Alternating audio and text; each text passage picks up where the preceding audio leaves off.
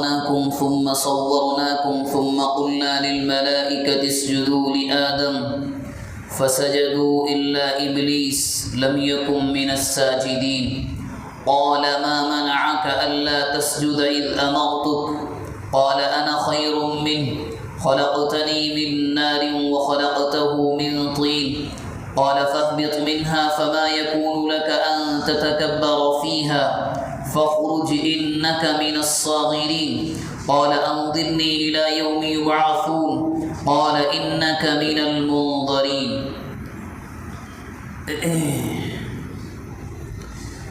یہ سورہ اعراف کی چند آیتیں ہیں جن کی شروعات آیت نمبر 11 سے ہوتی ہے، اور یہ سمجھ لیں کہ یہ تقریباً مکمل رکوع ہی ایک پوری کہانی کو بتاتا ہے، ایک کمپلیٹ اسٹوری اس میں اللہ کی جانب سے بیان کی گئی ہے، اور وہ واقعہ وہ کہانی ہے ہم سب کے جد امجد اس کائنات کے سب سے بڑے حضرت آدم علیہ السلام کی پیدائش کیسے ہوئی، کیا ہوا، آپ بہت مرتبہ سن چکے ہیں۔ مختصر یہ کہ قرآن کہتا ہے کہ ہم نے آپ کو بنایا، آپ کے چہرے کو بنایا، اس کے بعد فرشتوں سے کہا آدم کو سجدہ کرو۔ انہی فرشتوں کا ایک فرد تھا شیطان، ابلیس، اس سے بھی کہا گیا، جب اس کا نمبر آیا اس نے انکار کر دیا کہ میں کیسے کروں، انا خیر من، ہم ہیں، ہم تو بڑے ہیں، خلقتنی من نار، آپ نے مجھے آگ سے پیدا کیا، اور آدم کو مٹی سے، اور آگ تو ہر چیز کو ختم کر دیتی ہے، میں بہتر ہوا۔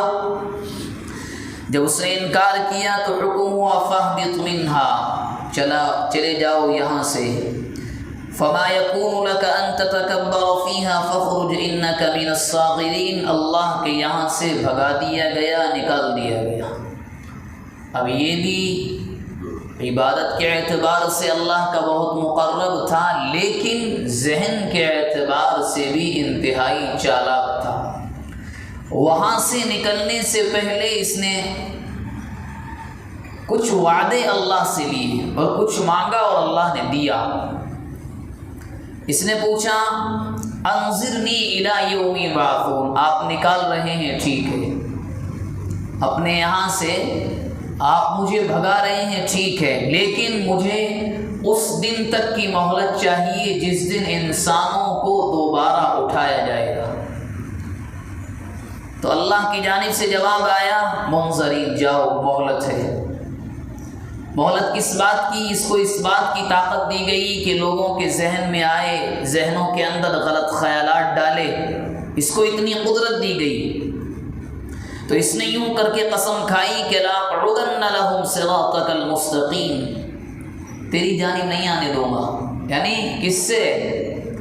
جب انسان غرور و تکبر میں ہو تو اپنوں ہی کو بھول جاتا ہے، جس نے بنایا اسی سے اس نے کہا میں قسم کھاتا ہوں تیرے بندوں کو تیری راہ تک آنے نہیں دوں گا، باقاعدہ قسم کھائی، اور یوں کہنے لگا لآتینہم من بین ایدیہم ومن خلفہم وعن ایمانہم وعن شمائلہم، انسان کی ہر جانب سے آؤں گا، اسے ورغلاؤں گا، اور ایسا حال کر دوں گا تیری جو مخلوق ہے انسان، کروڑوں میں، اربوں میں، لا تجد اکثرہم شاکرین، تیرے تو بہت تھوڑے سے ہوں گے، بہت تھوڑے ہوں گے، اتنا بھٹکاؤں گا، اتنا گمراہ کروں گا۔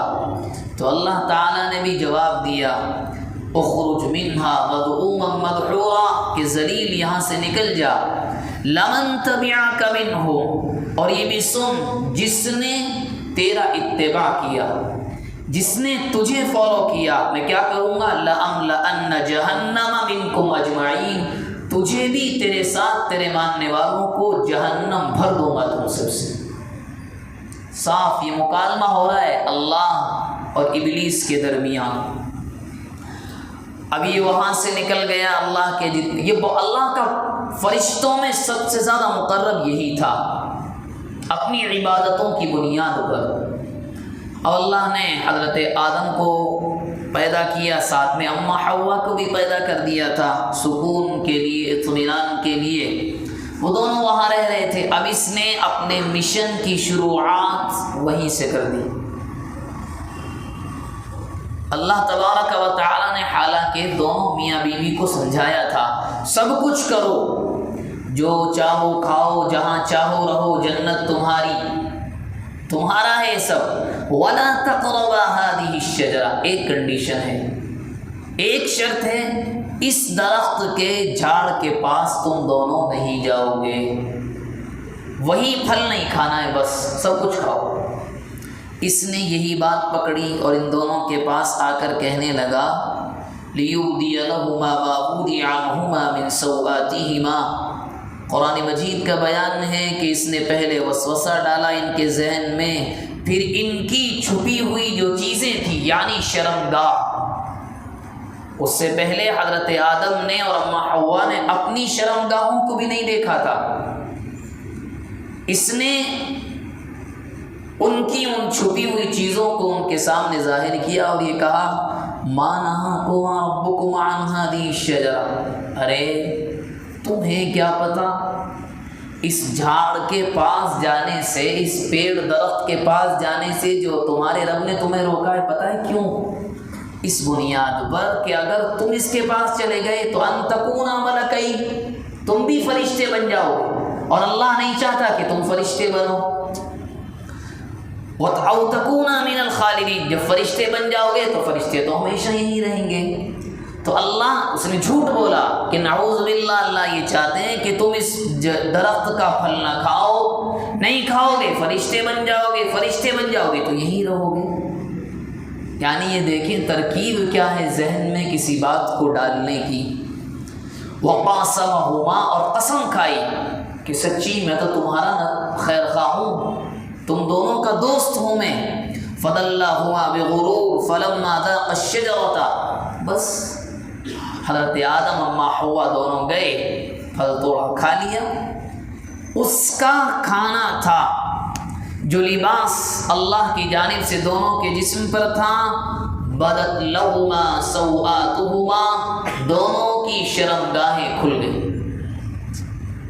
تب انسان نے اب سے پہلے اپنے آپ کو دیکھا ہی نہیں تھا، میری بناوٹ، چھپی ہوئی چیزیں نہیں دیکھی تھی۔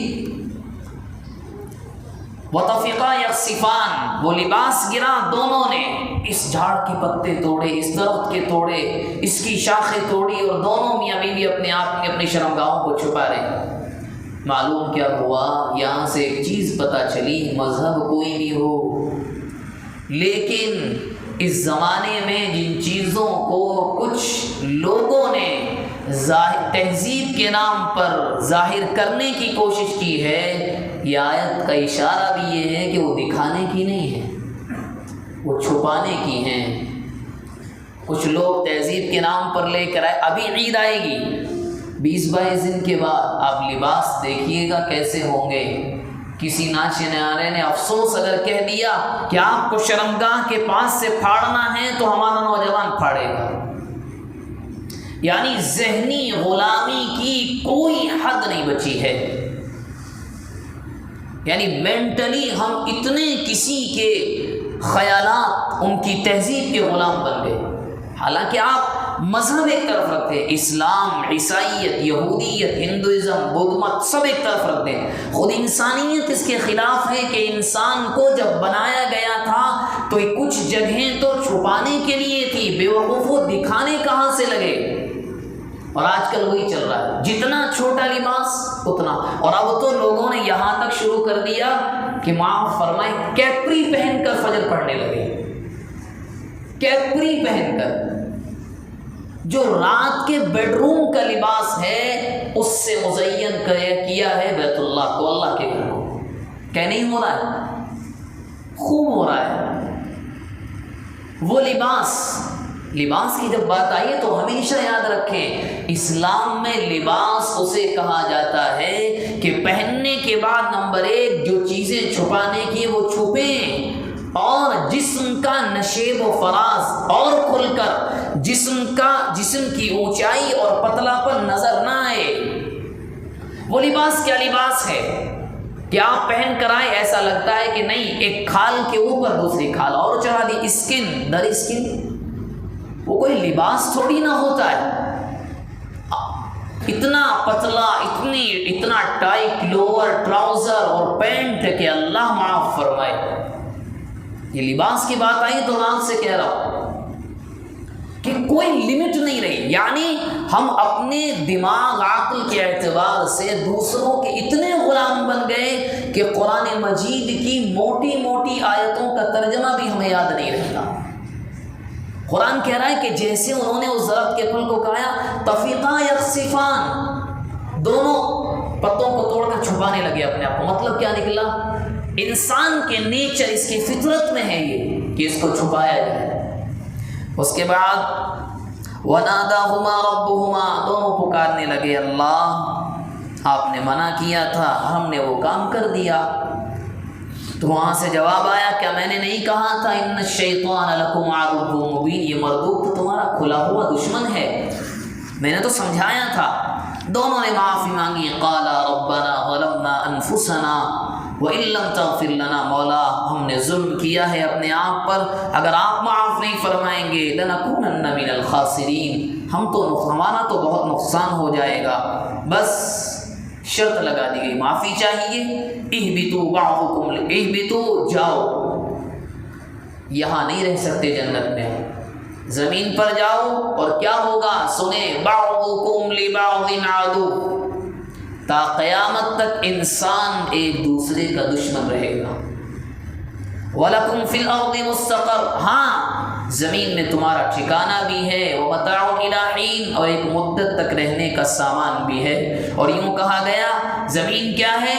قَالَ فِيهَا تَحْيَوْنَ، اسی میں جیو گے، وَفِيهَا تَمُوتُونَ، اسی میں مرو گے، وَمِنْهَا تُخْرَجُونَ، اور قیامت کے دن وہیں سے اٹھایا جائے گا تمہیں۔ آج کی ان آیات سے دو چیزیں موٹے طور پر معلوم ہوئیں۔ نمبر ایک تو لباس کا مسئلہ سامنے آیا، دوسری چیز خاص طور سے اگر آپ کے کالج، اسکول، یونیورسٹی کے بچے یہاں ہیں تو سنیں، نہیں ہیں تو سنائیں، کہ جو آپ کو جو جھوٹی ایک کہانی، جھوٹی اسٹوری جو بتائی گئی نا کہ انسان تو بندر تھا، ماشاءاللہ اتنی ترقی کی کہ یہ صاحب انسان بن گئے، یہ مکمل جھوٹ ہے، کمپلیٹ جھوٹ، ایک لفظ سچ کا نہیں۔ آپ خود دیکھیں، کسی بندر کو آپ نے دیکھا ہے؟ کسی 100 سالہ انسان سے، 90 سالہ انسان سے، چلو انسان بھی نہ بنا ہو، کم سے کم زندگی گزارتے گزارتے کچھ ترقی تو کرے، کچھ ہاتھ تو انسانوں کی طرح ہو۔ آج تک بندر ویسا کا ویسا ہی دکھتا ہے، سیم نظر آتا ہے۔ ڈاروین ایک بیوقوف آیا، اس نے ایک اسٹوری دی، اور کہانی کبھی آئے گی تو آپ کو بتائیں گے۔ ایک تنظیم کے حوالے کیا گیا، اس تنظیم کا کام یہ تھا کہ آپ کو اپنی پرنٹنگ شاپ میں اس کہانی کو ہر کتاب میں داخل کرنا ہے۔ انہوں نے داخل کیا، ہر دنیا کی ہر اسکول کے ہر سلیبس میں اس کو پہنچایا گیا۔ اور آپ جانتے ہیں کہ دنیا کا اصول ہے، ایک جھوٹ کو اتنا بولو کہ سچا بھی کہنے لگے نہیں آپ تو سچ بول رہے ہیں، اتنا جھوٹ بولا گیا کہ نہیں یہ۔ اور قرآن مجید نے 1 2 جگہ نہیں 8 جگہ اس واقعے کو بیان کیا ہے کہ آدم ہم نے بنایا ہے، بندر نہیں تھے، نعوذ باللہ، ہم نے بنایا ہے، ہم نے مٹی منگوائی۔ احادیث کو اٹھائیں، بہت تفصیل ہے۔ مٹی منگوائی گئی جبرائیل علیہ السلام سے، باقاعدہ گوندا گیا، ان کے جسم کا شیپ بنایا گیا، اس میں روح ڈالی گئی۔ ہاں ایک چیز ہے جہاں سائنس آ کر کے اپنے گھٹنے ٹیک دیتی ہے، جب سائنس والے آ کر پوچھتے ہیں چلو مان لیا اللہ نے جسم بنایا، تو اللہ نے جان کیسے ڈالی؟ یہ سوال 1400 سال پہلے بھی کیا گیا تھا اللہ کے نبی سے۔ یسألونک عن الروح، جسم جو یہ ہلتا ہے، چیزوں کو پکڑتا ہے، ہاتھ سے اٹھا کر پانی پی لیتا ہے، انسان دیکھتا ہے، آخر اس میں ہے کیا؟ اللہ کے نبی سے آ کر سوال کیا گیا، یسألونک عن الروح، روح کیا ہے؟